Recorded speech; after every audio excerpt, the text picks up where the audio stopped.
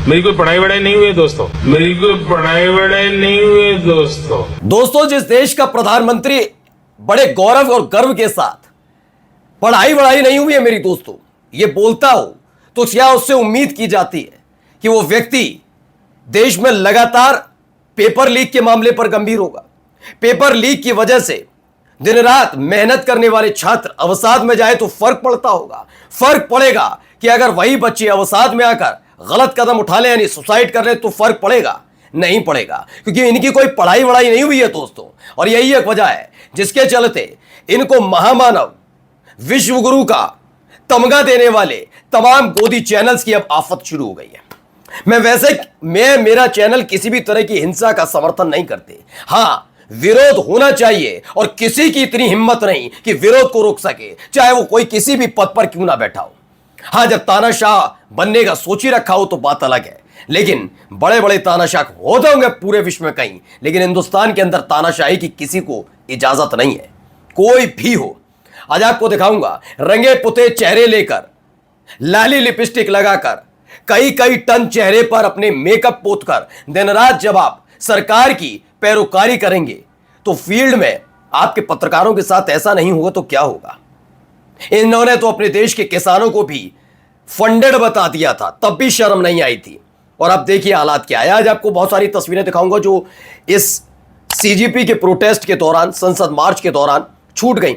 आपने वैसे कई तस्वीरें देख ली कि कैसे कैसे पूरा, मैं साजिश शब्द का इस्तेमाल कर रहा हूं कि 19 तारीख की रात को ट्रक आ जाते हैं वहीं जंतर मंतर पर, पत्थर लदे होते हैं, क्यों आए पत्थर, फिर लाठीचार्ज आप करते हैं, मोदी जी जो बड़ी बड़ी बातें करते हैं वो संसद से वापस लौट जाते हैं। ये तमाम चीजें क्यों बात ही तो करनी थी लेकिन नहीं की। लेकिन दिन रात सरकार के चरण चाटने वालों के साथ क्या क्या हुआ है वो भी दिखाऊंगा और आज नई तस्वीरों के साथ शुरुआत करेंगे। नमस्कार, मैं हूं प्रज्वल गौतम और आप देख रहे हैं टाइम्स एक्सप्रेस। छात्र देश का भविष्य, किसी भी देश का, हमारे नहीं सभी देशों में जो युवा होता है वो भविष्य होता है। और हमारे जो प्रधानमंत्री हैं मौजूदा, वो बड़ी बड़ी बातें करते हैं, परीक्षा पर चर्चा करेंगे। मेरी कोई डिग्री विग्री नहीं है दोस्तों, मैंने कोई पढ़ाई वढ़ाई नहीं की है दोस्तों, लेकिन परीक्षा पर चर्चा के नाम पर मस्खरी के अलावा कुछ, मैं मस्खरी कह रहा हूं। कोई आज तक आप एक परीक्षा पर चर्चा उठाइए और देखिए कि बच्चों को बहुत अच्छी टिप दी गई हो, बहुत अच्छी टिप्स नहीं, पढ़ाई को छोड़कर बस जुमलेबाजी चल रही होती है, उसमें फूंक दो करोड़ों। क्या है, टैक्स पेयर का पैसा है, इनका थोड़ी ना है। डिग्री मांग लो इनसे तो कोर्ट भाग जाओ, तो ऐसे लोगों से क्या उम्मीद करेंगे। लेकिन मैंने कहा ना, आम काट कर खाते हैं या चूस कर, एनर्जी ड्रिंक कौन सी लेते हैं, आप थकते क्यों नहीं जैसी पत्रकारिता करने वाले। जब इस देश के छात्र अपने हक हकूक की आवाज उठाएं तो उनको पाकिस्तानी कहा जाए, पत्थरबाज कहा जाए, उनको उत्पाती उन्मादी कहा जाए, तो फिर क्या होगा? फिर वही होगा जो हो रहा है। जरा पहले मैं देखिए, फिर कहता हूं मैं, मेरा चैनल इस बात की इजाजत नहीं देता, लेकिन फिलहाल ये देखिए, ये देखिए,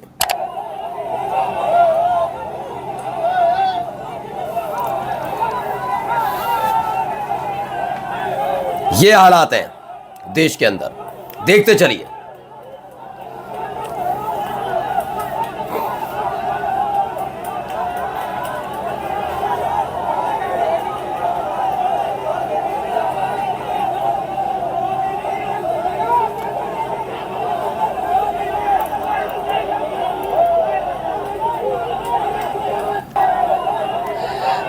तो ये एबीपी न्यूज के एक पत्रकार हैं। मैं फिर कहता हूं कि इस बच्चे को शायद इसकी कोई गलती भी ना हो, लेकिन चूंकि आप जॉब जिस चैनल में करते हैं उसके विचारधारा के साथ चलना पड़ता है, ये तमाम चीजें होती हैं। अब मसला यह है कि जिस चैनल में आप काम कर रहे हैं उसे उसी तरीके से करना पड़ेगा। लेकिन क्या आपने छात्रों की आवाज वैसे ही उठाई जैसे होनी चाहिए थी? नेपाल कैसे बन सकता है, बांग्लादेश कैसे बन सकता है? नहीं बनेगा अगर आप चाटुकारिता बंद कर दें, अगर आप सरकार से सवाल पूछने लग जाती है, अगर आप धर्मेंद्र प्रधान पर बात करती हैं, आप नरेंद्र मोदी साहब के इंटरव्यू की बात करती हैं, आप कहते कि भाई हम सरकार से सवाल न केवल पूछेंगे बल्कि रोजाना आप कार्यक्रम करते, लेकिन आपने ये सब नहीं किया। आपने क्या किया? आपने देश के छात्रों को बदनाम करने शुरू कर दिया। यह काम इस चैनल में बैठने वाली चित्रा त्रिपाठी जो है, जो बहुत अपने आप को समझते हैं कि बहुत ज़्यादा, एक तो बहुत ज़्यादा वो अपने आप को समझते हैं कि बुद्धिजीवी हैं, उनकी बुद्धिजीवी बनने का ये तमाशा था, इनके ऊपर निकला, इस बच्चे के ऊपर निकला। इसका मुझे भी अफसोस है, नहीं होना चाहिए। अब आपको पहले ये दिखाता हूँ, जरा ये देखिए, ये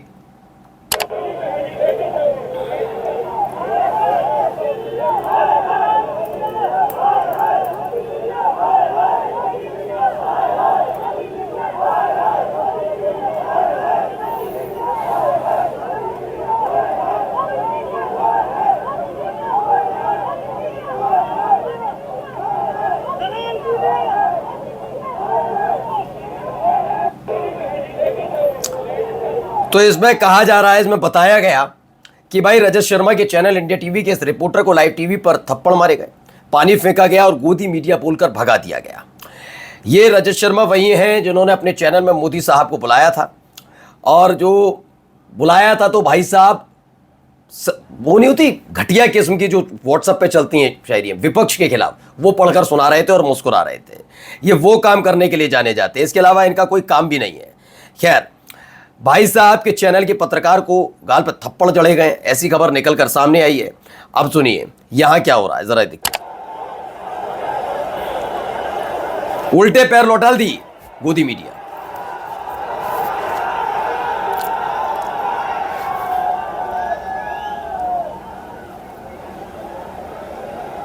ये देख रहे हैं लाठी चार्ज, ये वो। आपको पार्लियामेंट का दरवाजा बंद करना पड़ा, ये डर अच्छा लगा। ये कोई उमर खालिद या शर्जिल इमाम नहीं है जिसे जेल में ठूस दोगे। छात्र एकता ने बहुत सारे मुल्क के तानाशाहों को उखाड़ फेंका है, और मेरा भी ये मानना है कि सवाल पूछने का हक सबको है। ये सरकार सवाल का जवाब ही तो नहीं देती, ये सरकार सिर्फ और सिर्फ चाटुकारिता चाहती है, जो आजकल के पत्रकार करते हैं।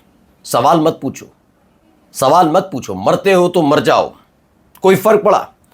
हम सब ने देखा कि पहले तो दो गाड़ियों में चल रहा है काफिला, फिर काफिला कल जब निकला तो बड़ी कई गाड़ियां थी। मैंने कहा तमाशे के अलावा इस सरकार पर अगर कुछ आता है तो बता दीजिए। आजकल गोदी मीडिया कल से ही लगी हुई है, पाकिस्तान कनेक्शन ढूंढा जा रहा है, और फिर जब इनके पत्रकारों के साथ ऐसा सलूक होता है तो चीखते चिल्लाते हैं। रूबिका लियाका से लेकर चित्रा त्रिपाठी और अमन चोपड़ा से लेकर अमिश देवन सारे इस बात में जुटे हुए हैं कि मोदी सरकार ने तो कुछ गलत ही नहीं किया। ये छात्रों ने आवाज उठाकर गलत की, और आवाज उठा रहे हैं, इसका मतलब ये पाकिस्तानी हो सकते हैं, इसको जाए।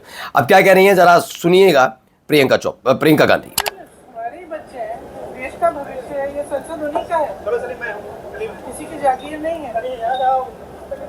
मतलब जेन्युइन समस्या है। हम सब, राहुल जी कितने समय से इस समस्या को रेज कर रहे हैं, इसके बारे में बात कर रहे हैं, और सब कह रहे हैं डिस्कस करो, एजुकेशन प्रॉब्लम्स हैं, बड़े बड़े इश्यूज हैं, आप डिस्कस करने के लिए राजी नहीं है, और बच्चों पे आप टीयर गैस कर रहे हो, उनकी पिटाई कर रहे हो, किस लिए?